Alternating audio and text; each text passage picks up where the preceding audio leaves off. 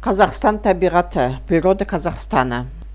Қазақстанның жер қойнауында әлемдегі табиғи қазба байлықтарының барлық түрі орасан зор көлемде бар деуге болады. Қазақстандағы ең ірі өзендер Ертіс, Сырдария, Іле, Есіл және Тобыл. Қазақстан аймағының ауқымдығына қарай ауа райы әртүрлі болып келеді. Барлық территория үшін ортақ сипаттама, ол жердің қуандығы мен континенталдығы. Қазақстандағы ең биік шың республикамыздың оңтүстік шығысындағы Тянь-Шань тауындағы Хан Тәңірі шыңы болып табылады. Қазақстанда 158 түрлі сүтқоректілер, 485 түрлі құстар, 15-ке жуық балықтар мен көптеген жануар эндемиктер кездеседі. Тышқан, сайгак, тағы басқалар. Қазақстан өзіне тән өсімдіктер саны алуан әрі бай. Мысалы, бір ғана дәрі жасайтын өсімдіктің өзі 150-ге жуық. Қазақстанда 6 мемлекеттік қорық бар. Көптеген жануарлар мен өсімдіктер өкіметтің қамқорлығында.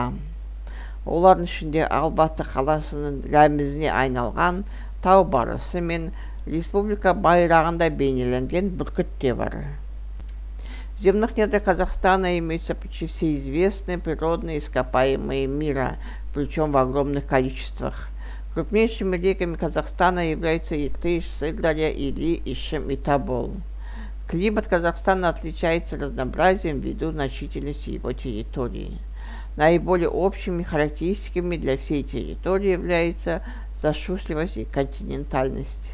Крупнейшей вершиной Казахстана является пик Хан-Тенгри в горах Тянь-Шань на юго-востоке республики. В Казахстане встречаются 158 видов млекопитающих, 480 видов рыб и множество животных-эндемиков – тушкан, сайгак и так далее. Флора Казахстана богата и разнообразна. Например, одних лекарственных растений у нас около 150. В Казахстане существует 6 государственных заповедников. Многие животные и растения находятся под защитой государства. Среди них снежный барс, ставший символом города Алматы, и беркут, символ которого начертан на республиканском знамени и обозначает гордую устремленность Казахстана к светлому будущему. Табиғат – бұл орман, дала, теңіз, өзен, жұлдыз. Күн, жел, жабайы өсетін гүлдер, аралар, бір сөзбен айтқанда адамның еңбегінсіз жасалғанның бәрі. Табиғатта көптеген таңғажайып тірі жәндіктер, гүлдей әдемі көбелектер, қорқынышты қасқырлар және көзге көрінбейтін микробтар бар.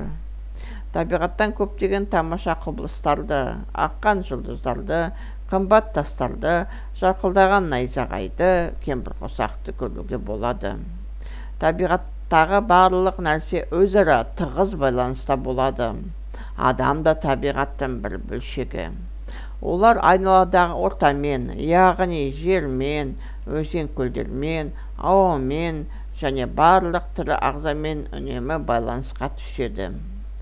Адамдар табиғатты біртіндеп өзгерте бастады. Өзендердің ағысын өзгертті. Өсімдіктер мен жануарларды бір елден екінші елге көшірді, тауларды қопарып, жердің бетін өзгертті. Қазір адамдар табиғатты өз қалауынша өзгертпеу керек екенін, оны сақтап, табиғаттың берген сыйын өте ұқыпты пайдалану қажеттігін түсіне бастады.